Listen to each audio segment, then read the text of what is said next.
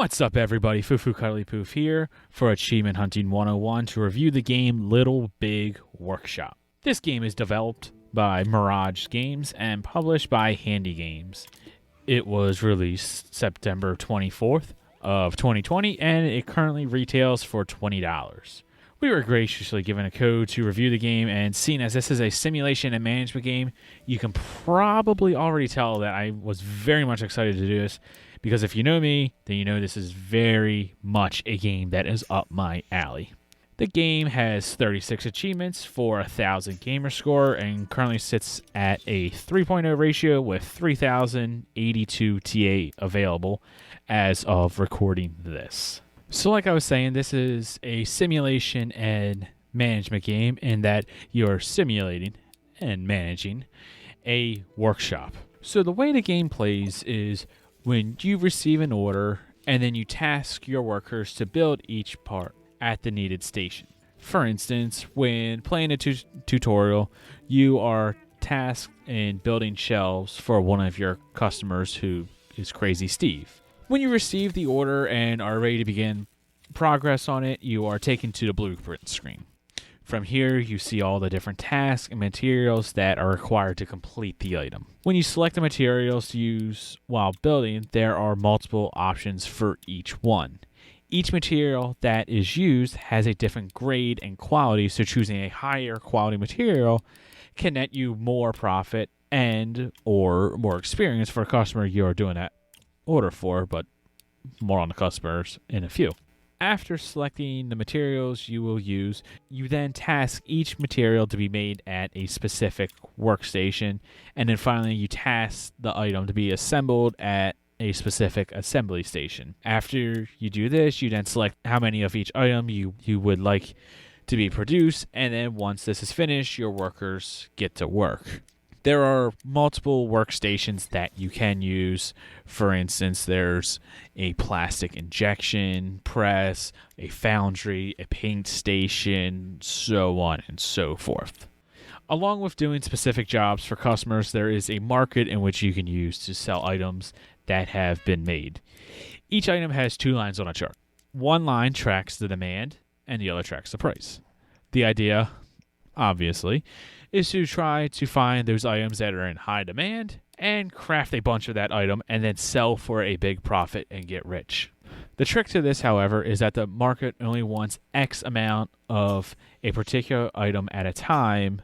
So let's say you made 100 of that particular item and the market only wants 25. Well, then you're going to be stuck with 75 of them for a while until the market resets. Now, you might be thinking, this doesn't sound like it's too big of a deal. Well, it kind of is for two reasons. The first reason being that whenever you start a blueprint, you need to spend some of your money to get the basic materials needed to do the job. That's one of the differences in this game as opposed to other games in the genre. The parts you need, you don't find for free. There's no collecting or anything like that. Any materials you get cost money up front, so you need to always be mindful of how much money you have to work with. The second reason is that you can only have so much space to store stuff. That's right, there are no bottomless pockets here, no infinite storage, no hyperspace cube. You need to dedicate sections of your workshop for storage, so as your workers are creating the different parts that go to all the jobs that you have lined up, they store those parts in the storage zone until the next worker needs them, and then so on and so forth until the item is complete, and then the finished item is also stored in the storage item. You don't want to have all these items sitting around unable to be sold, as this is needed cash that is not going out and it's just sitting there in the way of the precious little space that you have. Now, I said that this was a management game, and it really, truly is, and I love it. It's so good. All the different things that need to be managed at the same time is great if you like this type of game. You need to keep track of what jobs are being done at what station, making sure not too many things are queued up at one station, resulting in limited work. Need to manage your money so you have enough to do the next job. And managing your workers, making sure you have enough so that production doesn't slow down or they don't have enough to do, resulting in lost wages as you have to pay them. And most importantly with the workers, making sure they aren't overworked.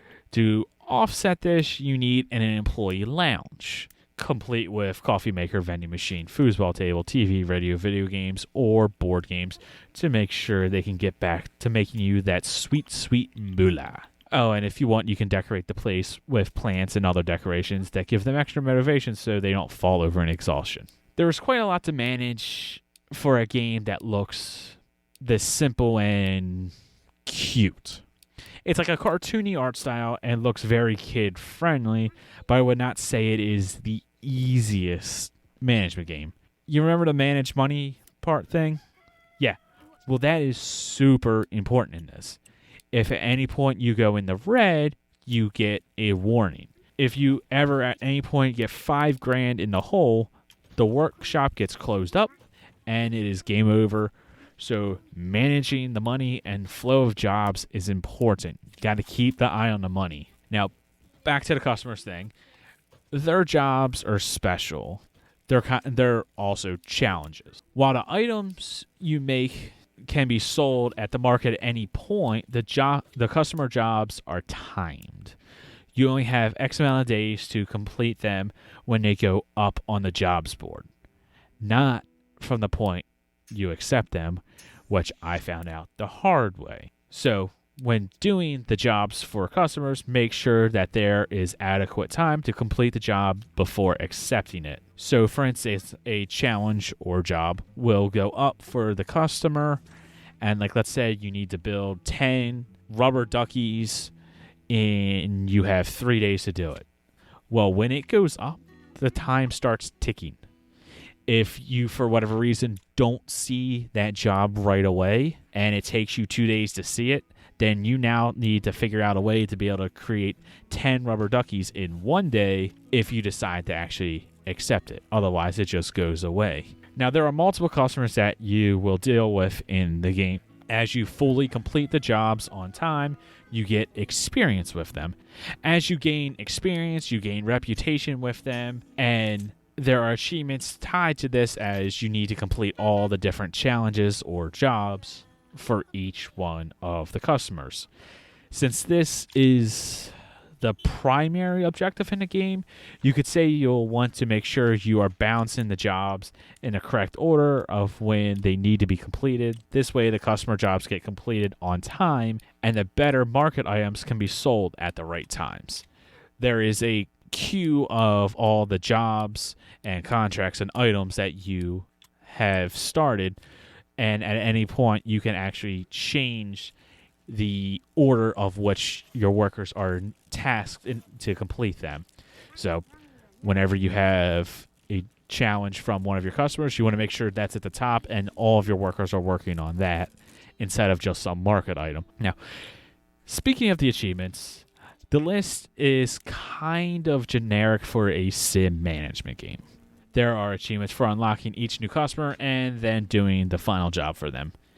Achievements for gaining X amount of money, expanding your workshop, selling items at a high cost, completing all the jobs for each customer, surviving for X amount of time, so on and so forth. Remember, you can fail, so this game actually requires a bit of effort, and I like that. While the list is generic, yes, it's not easy, but it's also not impossible. With a little bit of effort and time, the game can be completed. So, in these days of easy gamer score games and completions, this is actually very welcome in my book. It's a very nice list. Like I said, it's not impossible. You're not going to be tearing your hair out trying to complete this game.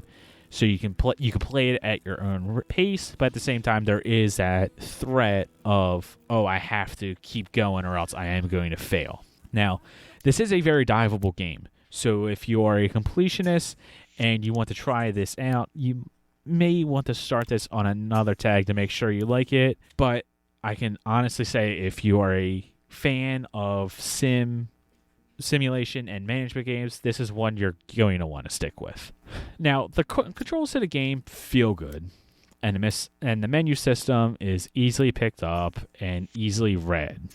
And while there is a how-to section in the game, I do have one complaint with the game. I had troubles editing my workshop and building. I could not, for the life of me, figure out how to expand my workshop. Nothing I did worked. Not sure if this was me or the game just didn't explain it well enough, but I had the same issue trying to expand my storage zone.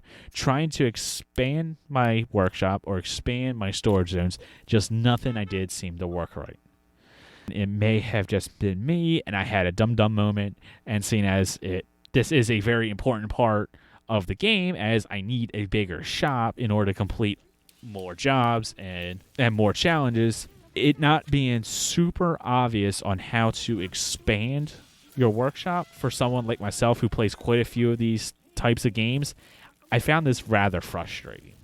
While a lot of the game is very intuitive if you play these types of games and it's easily picked up, this expanding anything being not so easy was frustrating and quite annoying. So, once again, thank you very much, Handy Games, for supplying us with a code. I highly enjoy my time with the game. If you're interested, the game is now available for the price of $20, and I think that is a very fair price for what you get. If this is a game that you are into, I do not think you will be disappointed in paying that. I score the game 4 tiny workshop workers out of 5. And if you would like to see my first impressions of the game, my building issues so you can actually understand where I'm coming from, if you would like to see the gameplay, and really just a basic general guide to see what you're getting into and what it is that you're going to need to do, I actually live stream this. Like I said before, I truly love these types of games, and this one sucked me in. I intended to stream this one for about an hour or so, and I wound up streaming it for over 2 hours. That should just show you that this, if you are a fan of management games, you're going to have a good time with this. You really will. And I really do recommend this to anyone that is a fan of the genre.